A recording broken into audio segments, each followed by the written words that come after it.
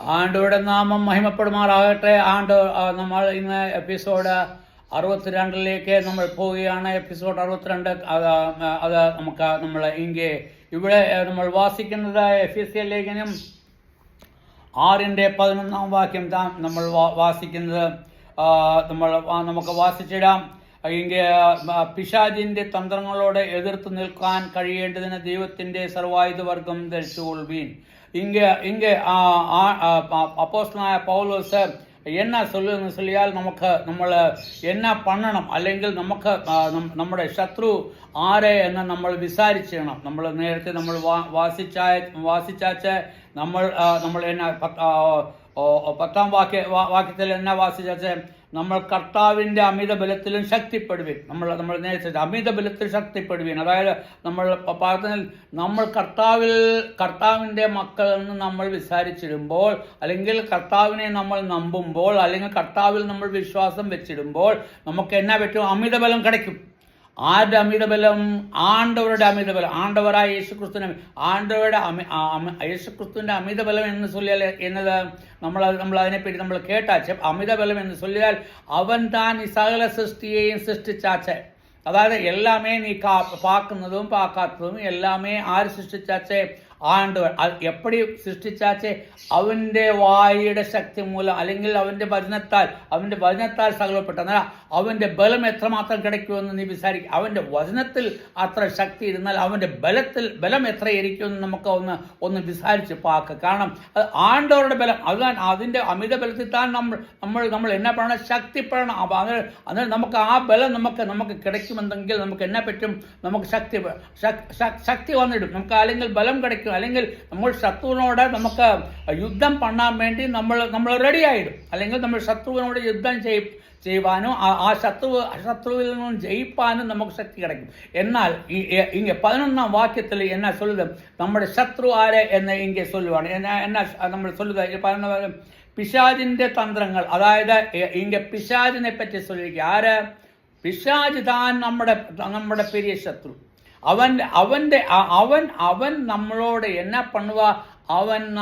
അവൻ്റെ തന്ത്രങ്ങൾ, അല്ലെങ്കിൽ അവൻ നമ്മളെ മാനിപ്പുലേറ്റ് പണിയിട്ട്, അല്ലെങ്കിൽ നമ്മളെ തപ്പ് പണിയിട്ട്, അല്ലെങ്കിൽ അവൻ നമ്മളോട് പല കാര്യങ്ങൾ ചൊല്ലി നമ്മളെ തപ്പായ രീതിയിൽ നമ്മളെ തിരിച്ചു വെട്ടിട്ട് നമ്മളെ എന്നാ പറ്റുക?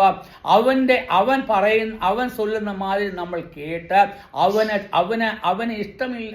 അവന് ഇഷ്ടമുള്ള രീതിയിൽ നമ്മൾ നടക്കുക.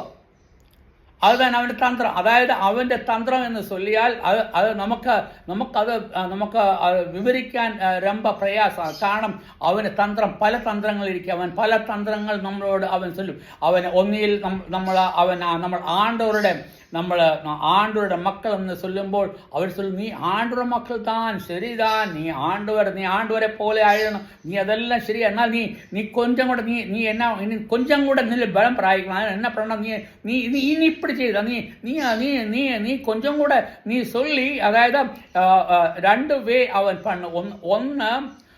3 വേ അവൻ പണ്ണ്. 1 അവൻ സ്റ്റോപ്പ് പണ്ണ്, അല്ലെങ്കിൽ അവൻ നിർത്താൻ വേണ്ടി നോക്കും. 2ാമത് അല്ലെങ്കിൽ നമ്മളത് കേട്ടില്ലെങ്കിൽ അവൻ എന്നാ പറ്റും? എന്നാ ചൊല്ലുക? അവൻ ചൊല്ലും, ഓ നീ നല്ലവൻ, നീ അപ്പടിയേ ചെയ്ത് എന്ന് ചൊല്ലി അത് നിന്നെ തെള്ളി കുളിയിലെ ചാടിച്ചിടും. അതായത് നമ്മളെ തെളി എന്ന് പറഞ്ഞാൽ നമ്മളെ ഫോഴ്സ് പണി അവൻ കുഴിയിലെ ചാടിച്ചിടും. അവന്റെ പർപ്പസ് എന്താ? കുളിയിൽ തന്നെ. അതാ കുളി എന്ന് ചൊല്ലിയാൽ നരകത്തിൽ കൊണ്ടുപോകുന്നതാണ് അവന്റെ പർപ്പസ്.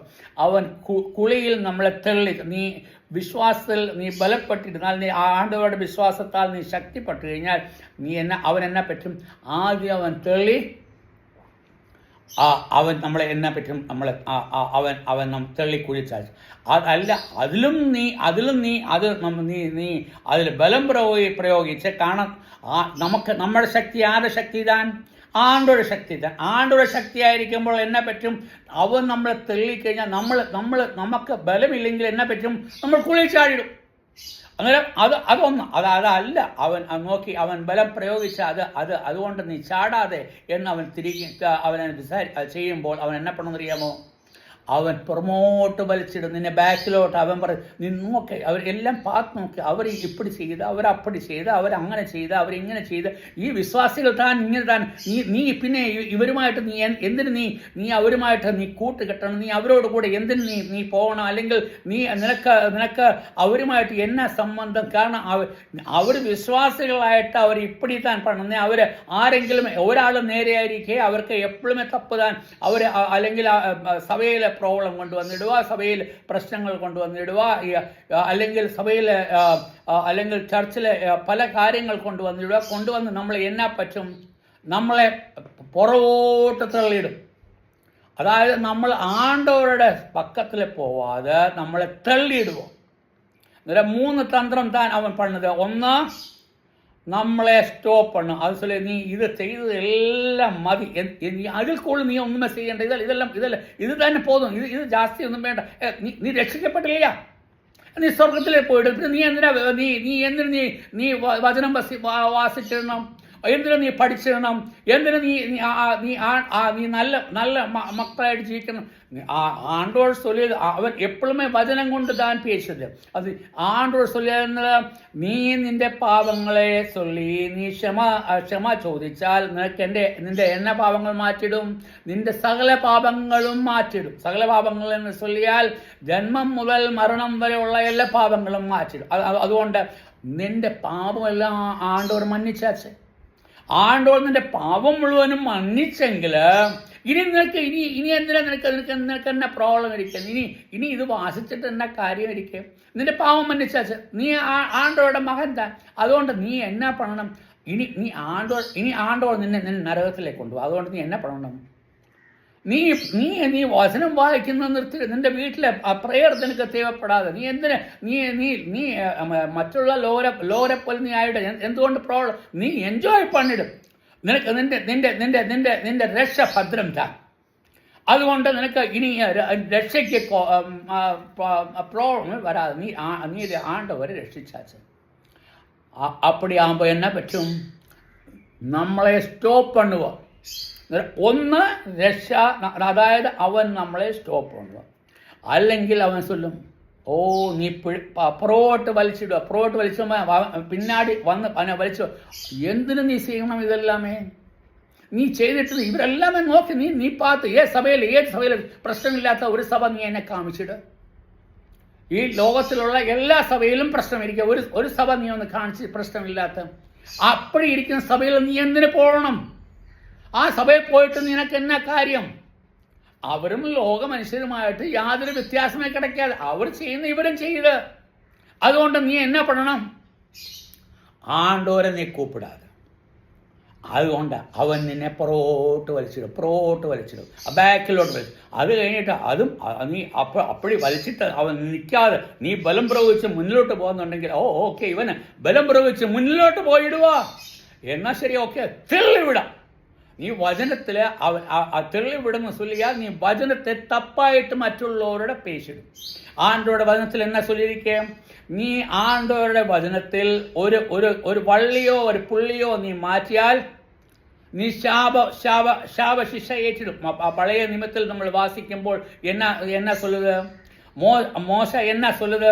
നീ വചനത്തിലെ ഒരു വാക്യം പോലും ഏതെങ്കിലും നീ മാറ്റിയാൽ നിനക്ക് മരണശിക്ഷ താൻ കിടക്കണം. അതായത് നീ ഒരു വള്ളിയോ പുള്ളിയോ മാറ്റിയാൽ മരണശിക്ഷ കിടക്കണം. അതുകൊണ്ട് നീ എന്നാ പണണം? നീ അതുകൊണ്ട് ഒരു വള്ളിയോ പുള്ളിയോ മാറ്റാതെ. പുതിയ നിയമത്തിൽ എന്നാ ചൊല്ലുന്നത്? നീ വെളിപ്പാട് പുസ്തകത്തിൽ നീ വാസിക്കുമ്പോൾ നമ്മൾ വാസിച്ചിരുന്നു, നീ ആണ്ടോരുടെ വചനത്തിൽ ഒരു വചനമെങ്കിലും ഒരു വാക്യമെങ്കിലും ചെയ്തില്ലെങ്കിൽ എന്നെ കിട്ടും? ഈ വന്ന ശാപശിക്ഷയെല്ലാം നിനക്ക് കിടക്കും. എന്നിട്ട് രണ്ടിടത്തും നിനക്ക് മരണമായിരിക്കേ. നിനക്ക് അതുകൊണ്ട് നീ അവൻ എന്നാ ചെയ്യും? നിനക്ക് നല്ലപോലെ നല്ലപോലെ നീ വചനം ചൊല്ലിടുക. നിനക്ക് നല്ല ജ്ഞാനം ഇരിക്കെ, നിനക്ക് യാതൊരു കുറവുമില്ല. അതുകൊണ്ട് നീ വചനം നീ അത് മാനിപ്പുലേറ്റ് ചെയ്യുക. അല്ലെങ്കിൽ നീ അത് തപ്പ് പണി നീ ചൊല്ലിടും. ആണ്ടോടെ വചനം എന്നെ ചൊല്ലുക, അത് ചൊല്ലാതെ അതിനോട് കൊഞ്ചം കൂടെ കൂട്ടിച്ചേർത്തിടും, അല്ലെങ്കിൽ കൊഞ്ചം കുറച്ചിടും. രണ്ടുമേ തപ്പ്. നീ കൂട്ടിയാലും തപ്പ്, കുറച്ചാലും തപ്പ്. അന്നേരം അവൻ എന്നാ പണുക, അവൻ നിന്നെ തള്ളിവിടുക. അതായത് അവൻ്റെ പർപ്പസ് തന്നെ, അല്ലെ അവൻ്റെ ഉദ്ദേശം എന്നതാണ് നിന്നെ അവൻ തള്ളി കുളിയിൽ ഇടണം. അന്നേരം ഇത് 3 കാര്യം അങ്ങേ നമ്മൾ പിശാചിൻ്റെ തന്ത്രങ്ങൾ, അതാണ് ഇങ്ങനെ சொல்ல പിശാചിൻ്റെ തന്ത്രങ്ങൾ. ഇംഗ്ലീഷിൽ നമ്മൾ വായിക്കുന്നത് put on the all armor of God that ye may be able to stand against the wiles of devil. നീ stand against the wiles of devil, അതായത് സാത്താൻ്റെ അല്ലെ പിശാചിൻ്റെ തന്ത്രങ്ങളിൽ നിന്നും നിനക്ക് അതിൽ നിന്നും മോചിതരാവണം.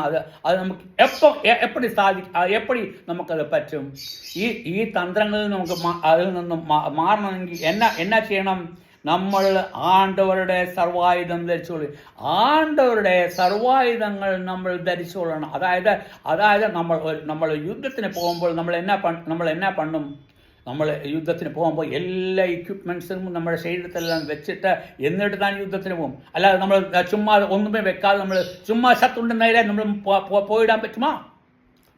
അവൻ ഒറ്റ പിടിക്ക് നിന്നെ കാശിടും, നിന്നെ കൊന്നിടും. അതായത് ശത്രുവിൻ്റെ മുമ്പിൽ നീ പോകുമ്പോൾ എന്നാ പറ്റണം? നിന്റെ ആയുധങ്ങൾ അല്ലെങ്കിൽ നിന്റെ കവചങ്ങൾ നിന്റെ ദേഹത്തെ, നിന്റെ ശരീരത്തെ, നിന്റെ തലയിലെ, നിന്റെ എല്ലായിടത്തും നിനക്ക് കവചങ്ങൾ വേണം. കാരണം ശത്രുവിനോട് നീ യുദ്ധത്തിന് പോരുകയാണ്. അന്നേരം അതുതാണ് ഇങ്ങനെ നീ സർവായുധം ധരിച്ചിടണം. അതായത് എല്ലാ ആയുധങ്ങളും നീ ധരിച്ചെങ്കിലും പറ്റത്തുള്ളൂ. അല്ലെങ്കിൽ ഞാൻ എപ്പടി ഞാൻ ചൊല്ലുവാ, നീ എവിടെയെങ്കിലും നീ ഒരു ഷണ്ടയ്ക്ക് പോവുക, അല്ലെങ്കിൽ നീ എങ്കിലും